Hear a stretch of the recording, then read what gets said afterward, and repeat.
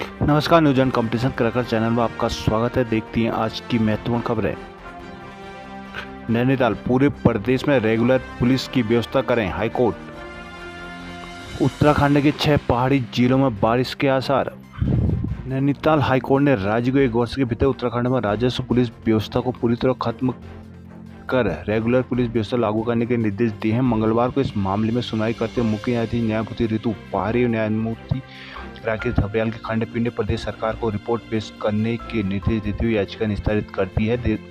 देहरादून की समाधान संस्था ने प्रदेश में राजस्व पुलिस व्यवस्था समाप्त करने को लेकर जनहित याचिका दायर की थी। इस याचिका में कहा गया कि हाईकोर्ट ने इस संबंध में वर्ष 2018 में राज्य सरकार को कई दिशा निर्देश दिए थे। उन दिशा निर्देशों का पालन नहीं किया गया। याचिका में कोर्ट से अनुरोध किए गए पूर्व में दिए गए दिशा निर्देशों का पूर्ण अनुपालन सुनिश्चित कराया जाए। हाईकोर्ट ने मंगलवार को इसी याचिका पर सुनवाई की। इस दौरान राज्य सरकार की ओर से कोर्ट को बताया गया कि प्रदेश के कई क्षेत्रों में रेगुलर पुलिस की व्यवस्था की जा चुकी है। बचे क्षेत्रों में यह व्यवस्था लागू करने को प्रयास जारी है। सुनवाई के बाद मुख्य न्यायाधीश की अध्यक्षता वाली खंडपीठ ने राज्य सरकार को 1 साल के भीतर पूरे उत्तराखंड में राजस्व पुलिस व्यवस्था खत्म कर रेगुलर पुलिस व्यवस्था लागू करने के निर्देश दिए हैं। इसके साथ ही खंडपीठ ने जनहित याचिका को भी निस्तारित कर दिया। देहरादून, उत्तराखंड के 6 पहाड़ी जिलों में 22 और 23 मई को हल्की से मध्यम बारिश हो सकती है। मौसम विभाग द्वारा मंगलवार को जारी पूर्वानुमान के अनुसार प्रदेश के अन्य 7 जिलों में मौसम शुष्क रहेगा। इसके अलावा पूरे प्रदेश में 40 किलोमीटर प्रति घंटे की रफ्तार से तेज हवाएं चलने का येलो अलर्ट भी जारी किया गया है। मौसम विभाग के निदेशक डॉक्टर विक्रम सिंह ने बताया कि बुधवार और गुरुवार को उत्तरकाशी, रुद्रप्रयाग, चमोली, बागेश्वर, पिथौरागढ़ और अल्मोड़ा जिलों में कहीं कहीं हल्की से मध्यम बारिश गर्जना के साथ हो सकते हैं। इन जिलों में कहीं कहीं आकाशीय बिजली चमकने की भी आशंका है। वहीं अन्य जिलों में मौसम शुष्क रहने की संभावना है। हल्की प्रदेश भर में 30 से 40 किलोमीटर प्रति घंटे की रफ्तार से हवाएं चल सकती हैं। रुद्रप्रयाग, बाबा केदार का मंदिर 24 में से 20 घंटे खुला श्रद्धालुओं के लिए।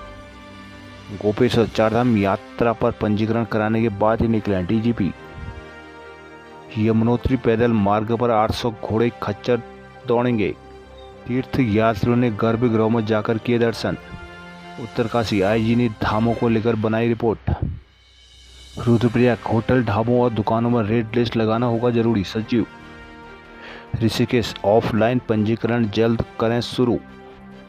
श्रीनगर में पानी के लिए उपभोक्ता हो रहे हैं परेशान।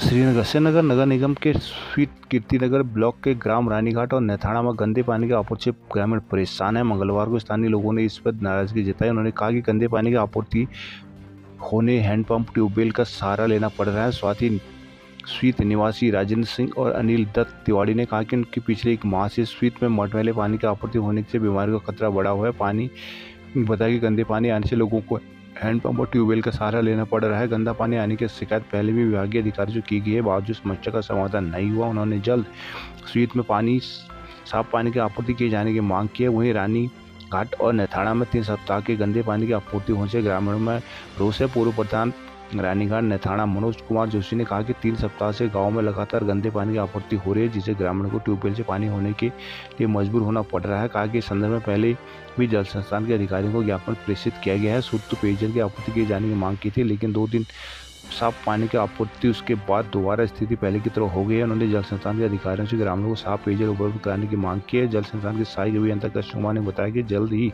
पेयजल संबंधी समस्या का निस्तारण किया जाएगा। गोपेश्वर, चमोली में भावी शिक्षिकाओं का लोक नृत्य सोशल मीडिया पर छाया। देहरादून, लाइनों की मरम्मत के नाम पर बिजली की अघोषित कटौती। उत्तराखंड में बिजली की मांग 56 MU के पार। PCS के तीसरे चरण के साक्षात्कार 3 जून से।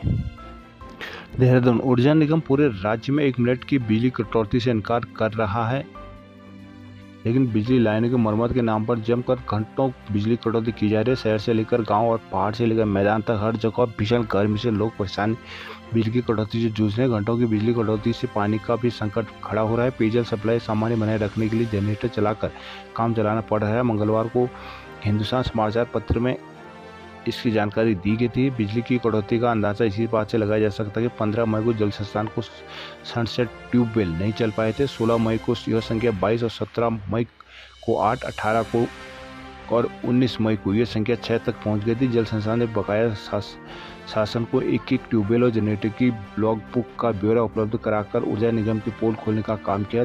लो वोल्टेज की भी दिक्कत हो रही है। नैनीताल सरोवर नगरी में खराब स्वास्थ्य सेवाओं पर उच्च न्यायालय खपा।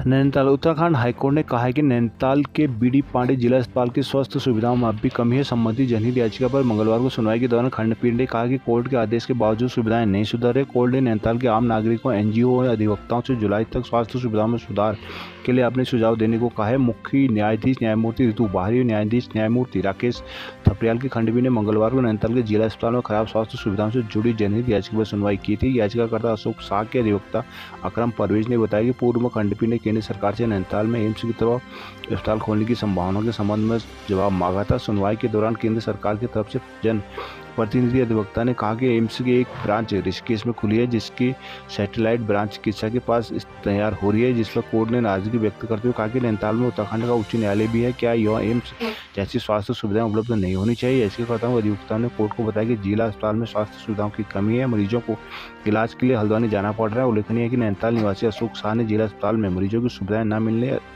एवं अधिकांश केस रेफर करने के मामले को लेकर हाईकोर्ट में जनहित याचिका भी दायर की थी।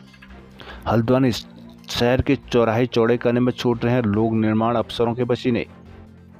हल्द्वानी शहर के 13 चौराहों को चौड़ा करने का काम लोक निर्माण विभाग कर रहा है, जिसमें अभी तक सिर्फ पंचायत घर चौराहे पर ही काम तेजी से चल रहा है, जबकि जनवरी से शुरू हुई लाल डांट, कालूसिद्ध, कुसुमखेड़ा और कॉलटैक्स सहित शहर के अन्य प्रमुख चौराहों के चौड़ीकरण की योजना में कोई न कोई पेंच फंसा हुआ है। वहीं अदालत में विचाराधीन होने के कारण मंगल पड़ाव से रोडवेज तक सड़क चौड़ीकरण का काम भी फिलहाल रुका हुआ है।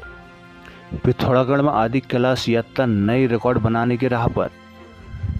पिथौरागढ़ आदि कैलाश यात्रा इस बार नए रिकॉर्ड बनाने की राह पर है। देश भर में बड़ी संख्या में श्रद्धालु भोलेनाथ के दर्शन के लिए शिवधाम आ रहे हैं। यात्रा शुरू होने के बाद 24 दिन में ही 4000 से अधिक यात्री शिवधाम पहुंच चुके हैं। पिछले साल मई से अक्टूबर तक चलने वाली कुल सीजन में कुल 12000 श्रद्धालु आए थे। आदि कैलाश की आधिकारिक यात्रा इस बार 28 अप्रैल से शुरू हुई। तब से लेकर अब तक धारचूला प्रशासन ने आदि कैलाश दर्शनों के लिए 4000 लोगों को इनर लाइन पास जारी किए हैं। यात्रियों के उत्साह और धारचूला की पास एडवांस बुकिंग से अंदाजा लगाया जा रहा है कि इस बार 20,000 से भी ज़्यादा लोग दर्शन करने पहुंचेंगे। आदि कैलाश पहुंचने वाली सबसे बड़ा आंकड़ा होगा। सरकारी आंकड़ों के मुताबिक अब तक एक सीजन में सर्वाधिक 12,000 लोग आदि कैलाश पहुंचे हैं। यह रिकॉर्ड भी पिछले साल ही बना था।